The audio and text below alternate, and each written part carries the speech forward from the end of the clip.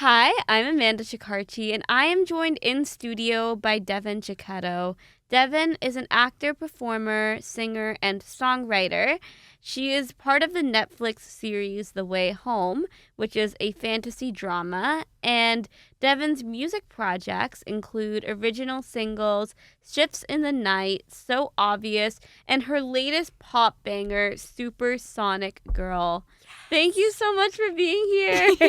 Thanks for having me. So this first question is like kind of a fun way to warm up, and so feel free to answer this however you like. So the show you're in, The Way Home, has to do with time travel. If you had a time machine, where would you go and why? Oh my goodness. I actually get asked this question all the time. In the show, my character starts off in the 70s, and I actually gained such a love for the 70s. I love the fashion, I love the music, and so I think being able to take on this role for the third season that we shot for a year and now extending into this next year, moving into season 4, I would go back to the 70s. I really would. Love it. What is it about the 70s that you most enjoy? Oh my goodness. Yeah, like I said, the fashion and the music is great. It just feels, I didn't realize this, but when I was younger, I actually watched a lot of movies and shows that took place in the 70s. So it feels almost like wildly fitting. And I felt that I really stepped into Evelyn Goodwin as if she always was within me. So I think I've always had a great love for the 70s. I just didn't realize it till now, which is really cool. That's awesome. And how has it been working on the show? Oh my goodness. This show is so beautiful. It has such strong, powerful women. The story is kind of about healing generational trauma and stuff like that. Our writer's room is mostly women dominated, and being on set every day, it's just such a beautiful heart. The show itself has a beautiful heart, and then on set, everyone is so authentic and so real. So it feels really good, because sometimes you can get in situations where people are in it for the wrong reasons. But I think that in terms of this, it feels healing, which is so beautiful and special. And everyone has fun. We make silly TikToks and we sing together, and it's great. I love that. So how has your background in film influenced the way that you create your music? That's a great question. I think I realized actually last night I was talking to my mom, and my newest single, Supersonic Girl, is giving very 80s vibes. And inside of The Way Home into this next season, we've now moved into the 80s. And I think that a lot of times I don't realize it until later that I'm incorporating things that I'm learning as I'm going. So particularly in terms of the sound of this latest single, I think it has to do with the fact that the show that I'm on is moving in that direction and is in that time period. So that's kind of cool. But in terms of how I started with singing, it started from a very, very long time ago. Singing was my very first passion at the beginning of everything, before acting. Beautiful. Yeah, so tell me a bit more about that, how you got into music. Yeah, I started singing opera when I was really young. My nonna used to sing with me all the time when she babysat me. So we sang all the things like Ave Maria, that kind of stuff. And when I was little, I performed on stage for the Toronto Children's Choir, and if they needed certain things, then my voice was classically trained.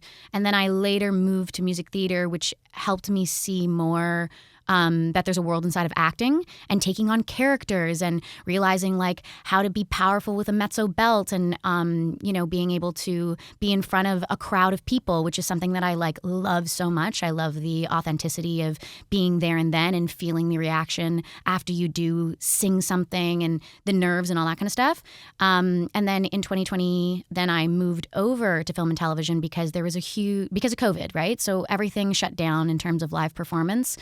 Which made me really sad, but I didn't want to give up on, continuing to be an artist and putting myself out there. And so that's how I got into acting, but I never let go of how it makes me feel to sing. And so now my mission is just kind of being able to put out a lot of songs that I can then sing for people live. That would be amazing. Oh, that's so beautiful. So congrats on this new single, Supersonic Girl. What was the inspiration behind it? I wanted to make a song that felt powerful, that was confident but not cocky. And so when I was in the room with Michael Goh, who's the producer of it, we came up with some fun beats that were giving very like Prince-esque vibes, very 80s. We have the beginning of the song that's like doom, doom, doom, doom, doom, doom. And I was like, oh my God, I love this so much.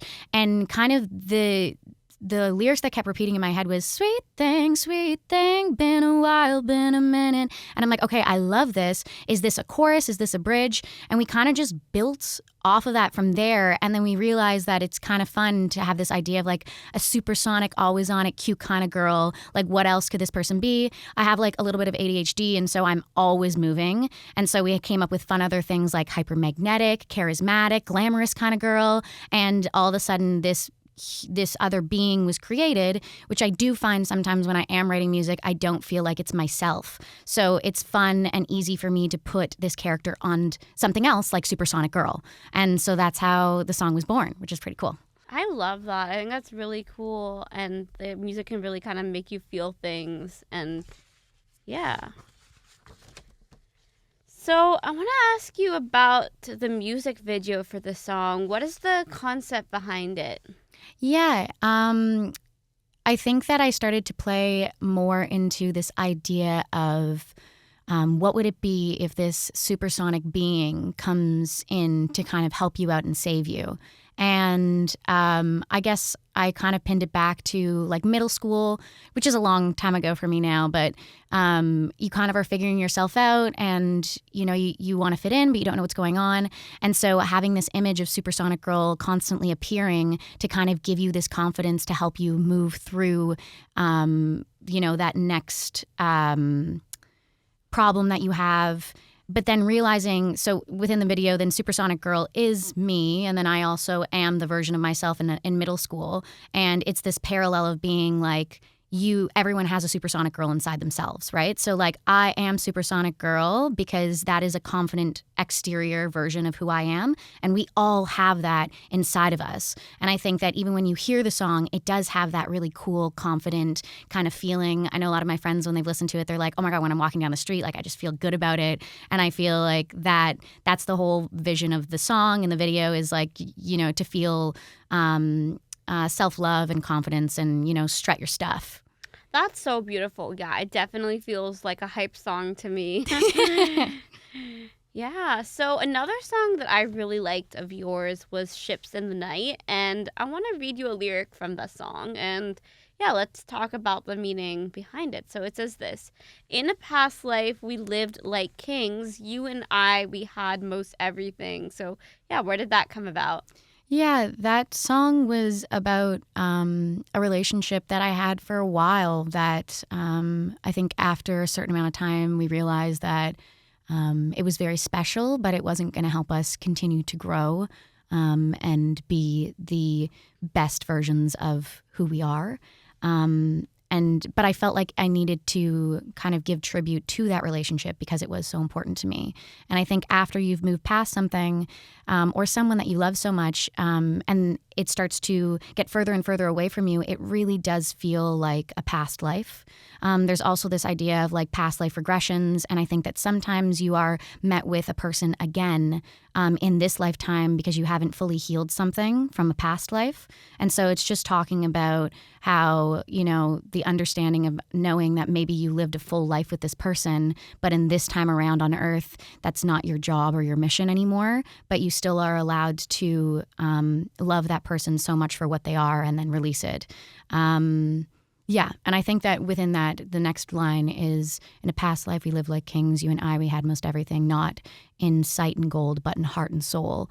And it's like that soul bond of being with someone, but knowing that you have a different job now, you know what I mean? Like, it's not important anymore, or as important as it once was. Beautiful. And how does it feel to perform these songs live? Oh my goodness.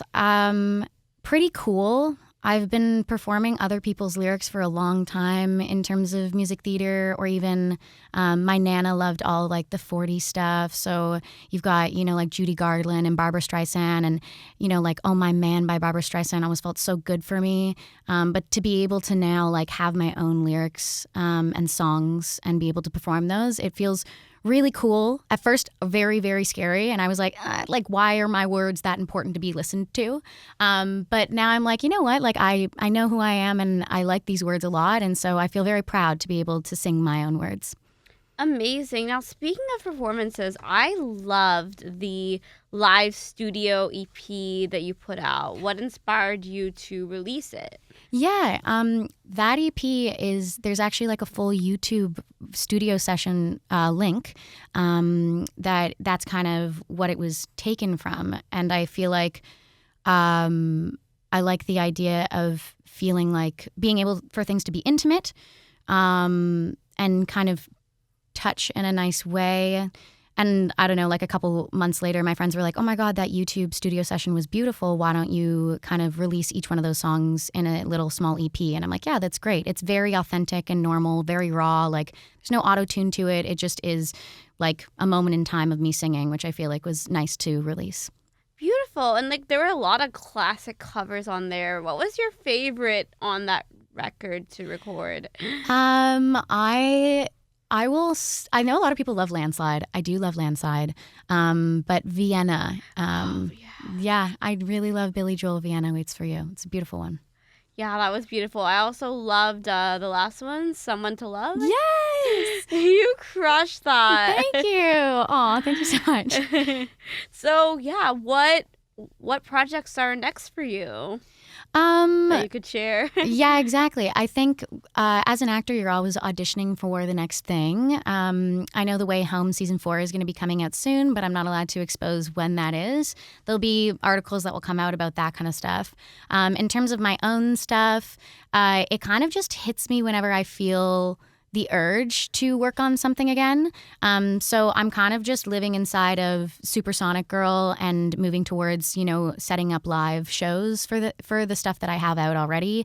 And it feels like for me right now, it's every 3 to 6 months I come up with another song. So we'll see what happens next. Nothing's really pre-planned. It's all very just, however I'm feeling, very authentic. Just, okay, this is now really important for me. And I think also what I've heard is like when you do have ADHD, then you kind of hyper focus on things. And so that seems like what's been happening is when I have something in my head, I do it fully 100%. And then I can breathe for a bit and then it'll kick in again. You know what I mean? Like, yeah, there'll just be something else that I'll be like, I have to do this now, so. Beautiful. So for people who want to learn more about you and all your various projects, where can they find you? Just Devin Cecchetto. Devin_Cecchetto if you want to find me on Instagram or YouTube, TikTok. It's just pretty much my name. That's where I am everywhere. Yeah, thank you so much for being here, Devin. And Supersonic Girl is out now. And if you want to follow Devin on social media, it's just Devin Cecchetto. So DevinCecchetto. Thank you so much. Thank you for having me.